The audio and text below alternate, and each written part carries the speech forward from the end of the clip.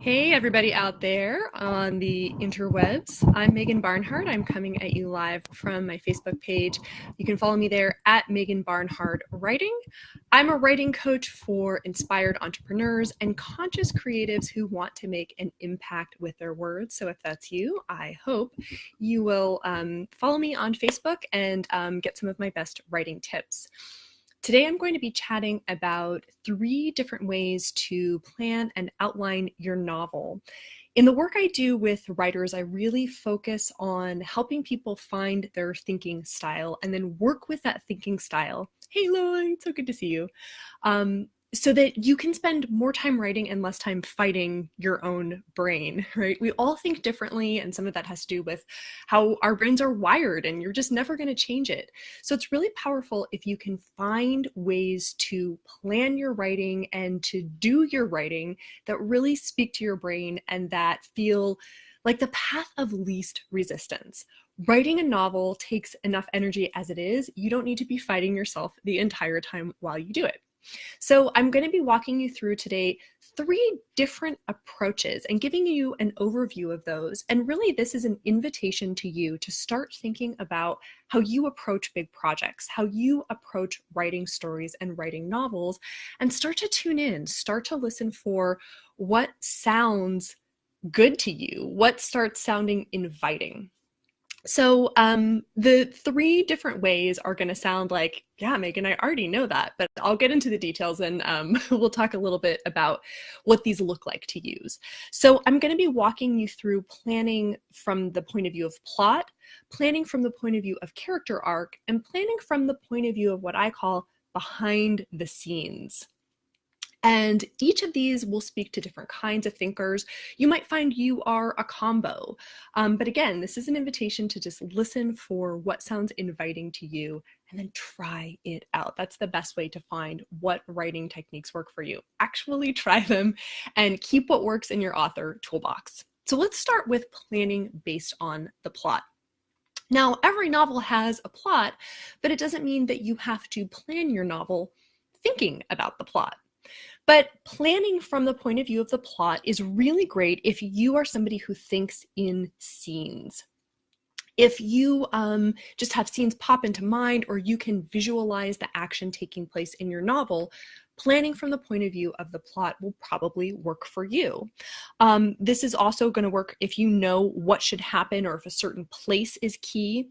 And maybe, again, you are just having visions of what the scenes would look like.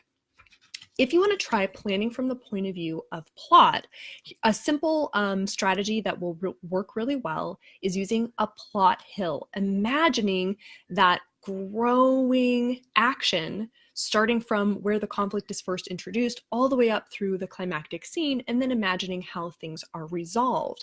And what you can do is even start putting the scenes you're imagining in relation to one another on that plot hill and thinking about how the action will be intensifying. And maybe you have a couple different scenes you're working with and you say, which of these should come first? Oh, this one's going to be more intense. I'll put it later so I'm building the action.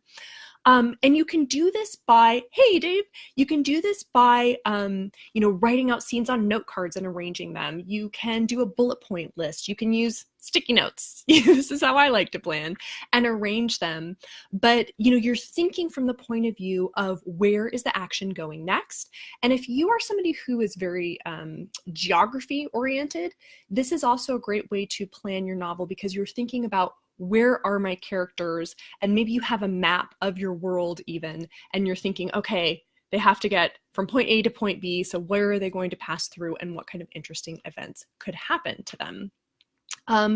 And this works whether you are a big picture thinker where you can see the start and the end, and also if you're somebody who's more what I call a bottom-up thinker, like looking at the details and using those to build a bigger picture. Because again, you can write down your scenes on note cards or on stickies and start arranging them in order. Hey, Trish, good to see you. So that was the first approach. It was planning and plotting using your plot, using the action that's going to happen. So just to digest that for a second, does that sound like how you plan? Do you think in scenes? Do you think about the action? Do you think about where characters are going in physical space in your novel? So just kind of sit with that and go, okay, is that a good way for me to plan? And now I'm going to tell you about the second approach that I really like to use. Hey, Joanne. And that is planning by thinking about character motivation. So even if you're not planning from character motivation, of course, your characters do what they do for a certain reason. But for some writers, planning from the point of view of what your characters need and want really hits home. And this is probably going to be you if you're somebody who's really empathic, really tuned into what other people in the world want and need. That means you're probably tuned into what your characters want and need. If you're somebody whose characters speak to you, whether you're writing or not, this is probably a good way for you to plan. If you dream about your characters, if they're talking to you and telling you what they need, planning from the point of view of character motivation will probably work for you. So what I recommend for this kind of planning is doing a lot of free writing as your characters. And what's cool about free writing is that you don't have to limit yourself to the narrative voice. You know, if you are free writing, you can become any character and write as that person and think, what do I want? What do I need? What am I afraid of? What are my inner secrets? And really explore. So when you're planning from this point of view, you're thinking about what's going to happen next based on the people you're writing about, what they need, what they want, the desires they're going after, the fears they're running away from, and really thinking about the emotions involved and their arcs involved. So another thing you can do besides free writing is creating a character mind map. And this is something that can take lots of different forms, but a simple way to do it is grab a blank piece of paper out of your printer and put one little circle for each character in your novel, and then start connecting them with lines and look for who are the characters who are supporting one another. Where are their conflicts? And this is a place where you can use symbols. You know, you can use smiley faces and angry faces. You can use color coding. But as you start to look at the relationships among your characters, this will start to get your creative juices flowing. You go, ooh, what kind of scenes do I need so that this character can get what she wants, or so that these two characters can, you know, resolve that conflict they've got. Joanne asked, with the outline, do you use different color sticky notes? Joanne, I personally don't, because my brain is really responsive to spatial organization. So when I create sticky notes, the way I group them is by physically moving them to different places. So if I'm doing a brainstorm and I'm writing things down, I go, these are possible scenes for, you know, character A, and I'll put them all over in one spot. For character B, I'll put them in a different spot. But if color speaks to you, then absolutely use it. And I mean, if you go into any office supply store, there's a wealth of sticky notes of different shape, sizes, and colors. So knock yourself out and, you know, save your receipts, because as a professional author, it's a deductible business expense. There you go. So yeah, really find what works for you. Again, for me, that's spatial organization, but colors might speak to you.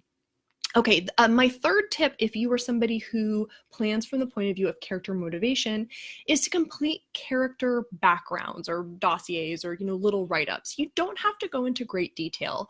What I would recommend is write as much as you feel moved to write. If you know something about a character, jot it down. And you don't have to do this all at the beginning of writing. All of these techniques I'm talking about, you can use continually as you're drafting. You can do some, you know, initial planning, and then keep planning as you're writing, as you need to know more information, as you're asking what should happen next. You know, that's time where you can stop, and maybe you'll do some free writing and discover something about a character you didn't know, and then you can just kind of add it as a note to your character file. So that was planning from the point of view of character motivation. Again, if your characters speak to you, whether or not you're writing, I recommend planning from that point of view. I'm going to scroll through and just see if there are some questions. Just looks like other sticky note users. Yep, I am a fan of sticky notes. I go through a lot of them. The only problem is they don't stick forever, so you have to snap photos of where they are and what they say. I'm going to move on to the third type of planning, and I want to just kind of do a recap for those of you who are just joining. What I'm talking about are 3 different approaches to planning a novel, and they're really 3 different like headspaces you can be in as you're planning. And the first one I talked about was planning from the point of view of plot, thinking about the action that's going to take place. And what I just walked you through is planning from the point of view of character motivation. Now, again, you might see yourself in more than one type of thinking, and that's wonderful. It means you have options. But what I find really empowering for writers hearing these options is that you can go, oh, I don't have to plan the way somebody else plans. You know, maybe you're talking with author friends and hearing how they plan and go, that's not how I do it. Am I doing it wrong? No, you're not. There is no wrong way. There's only the way that works with your thinking style and with the story you want to tell. So when you find that, when you find what's a good match for your thinking style, you're going to plan so much faster, you're going to get stuck less, and you're going to be able to spend more time in, you know, that flow, that writing flow, that zone of inspiration where your muse is just talking through you, whatever term you have for when you are writing and you lose complete track of time and at the end go, oh, wow, that was really fun and satisfying. Hey, Cassidy, so good to see you. All right, so I am going to jump into the third headspace you can be in for planning that is effective, and that is behind the scenes planning. Okay, so you as the author are like the director of a movie. Hey, Diane, you know what has to happen, you know, from the point of view of a puppet master, right? So you know that character has to go to the circus because she has to run into the scary clown, which leads to whatever and whatever, right? So you're writing from this point of view of knowing things that have to unfold to get your story to the next point. So if you're a big picture thinker, if you're somebody who sees that big picture and knows you can kind of see the whole story as you're writing it, then behind the scenes planning is something I highly recommend for you. And what you can do to implement behind the scenes planning is use your character arcs to keep you on track. So as you're writing, if you get to a place and you go, I'm not sure what should happen next, pause and pull back, you know, get that 30,000 foot view and say, where are my characters in their arcs? And, you know, okay, she's going from the point where she has to become independent, or she has to become independent. And, you know, this guy has to stop being angry and forgive his dad for whatever. So you're looking at where they are in their journey. And then you as the puppet master, like, okay, how can I slide each character to the next point in his or her journey? What would be an experience or an obstacle I could put in front of that person so that, you know, when they get to the other side, they'll be in the right place. Yeah, Marina, you envisioned the whole story. I'm not surprised. After chatting with you the other day, it sounds like you're really good at that big picture thinking. So when you have that skill, take advantage of it and, you know, ask yourself questions that are related to where you know you want your characters to get. Something else you can use if you are a big picture thinker and you want to use behind the scenes is looking at your anchor scenes. That's the term that I use for the elemental scenes you need in any story to connect with readers. And they're things like your inciting incident and your rising action and your climactic scene and your falling action and your final scene, or, you know, the final view of the main character. And I have a full explanation of the anchor scenes in my outlining book that's coming out. I'll give you guys the details on that in a minute. But if you know that next anchor scene, like if you know where you're going next in your rising action, let's say, and that characters have to get to that point so they can experience something that's related to their arcs or your theme or some big piece, then you're really just problem solving and troubleshooting and asking questions and brainstorming about how can they get from here to there. And that's a really powerful space to be in, because you don't have that kind of overwhelming feeling of, oh, absolutely anything could happen next and what should my characters do? You're like, okay, my characters have to get to the forest at midnight, so how could I make that happen? The other tool that's really powerful if you're a big picture thinker and you're going to use this behind the scenes approach is placeholders. And I can always identify big picture thinkers when I work with writing coaching clients, because these are the people who say, well, and then something will happen so that there's a fight and I'll figure that out later. But then after the fight, they're going to do this, right? And what that is a placeholder. You don't have to figure out all of the details right in that moment. You can give yourself permission to come back to that later. Your placeholder is they're going to have some kind of fight and then all these things will happen as a result. Which means you don't have to get stuck if there's something you don't know. You don't have to stop writing if there's a piece of information you're missing. All you do is write a note to yourself and say, okay, figure out what they're going to fight about and why, and then keep moving and come back to it.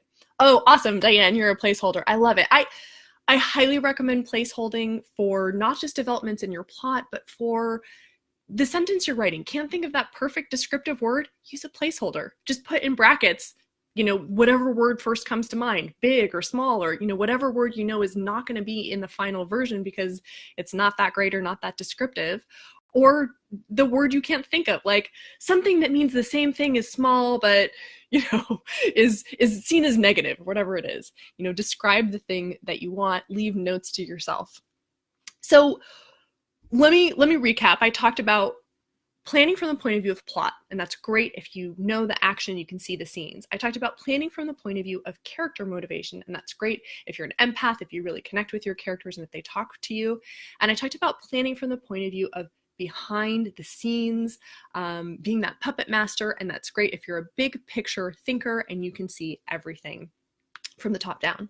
Again, you might find yourself in more than one of these types of thinking styles, but I really do encourage you to just listen for the one that sounds like you and try it and start tracking the things that work for you, putting them in your author toolbox. So I'll say a little bit more about anchor scenes because I talked about them and said they're in the book. So my book, Recipe for Outlining, is coming out on June 29th, and I'm really excited to share it with you because basically I took all of the materials that I use with the authors I coach and I put them into a book and tell you how to do it, from beginning of your outline all the way through to the end. And my intention with this is to help you as an author find the kind of outlining that works for your thinking style. So I go through the anchor scenes and I give you ideas for how you can organize them and come up with what those scenes would be in the first place, and then create a writing recipe you can follow so that you know which anchor scenes are coming next. So you'll find that in the book. And also in the book, I have examples of what these different types of planning look like. And I just take a story and show you the same scene outlined from the point of view of plot, from the point of view of character motivation, and from the point of view of behind the scenes, so that hopefully it's a little bit more concrete and not as abstract. And you can, see what kind of planner am I? Because outlining is not the most exciting part of writing, you guys. And I know you know this, and I know, I talk to authors who go, oh, outlining, I just don't want to do it. But the reason I spend so much focus on it is because I know that when you find an outlining style that works for you, it takes less time to plan, but you end up writing a story that is deeper, that speaks to readers in a more powerful way, and then includes all of the things you wanted to include, right? You're less likely to get to the end of writing your draft and go, oh, I don't like this character arc, this didn't go anywhere, or that's not the theme I wanted to share. So when you take the time to learn your outlining style, you actually get to do two things. One, write a better novel that has in it all of the things you wanted it to have. And two, spend more time in your inspiration zone because you're spending less time being blocked. So that's why I'm excited about outlining. If you're excited about it too, you can grab a copy of the book by going to meganbarnhard.com/book. Right now it is a pre-order, and you can get it delivered to you on June 29th. That's when it's coming out. Oh, good. I'm so glad, Diane. Yes, Dave, I agree. I need to go on the road with my book and give talks and workshops. I'm ready. You can set up the venues. And I will be chatting with you guys next Thursday as well about outlining and just giving you a few more tips.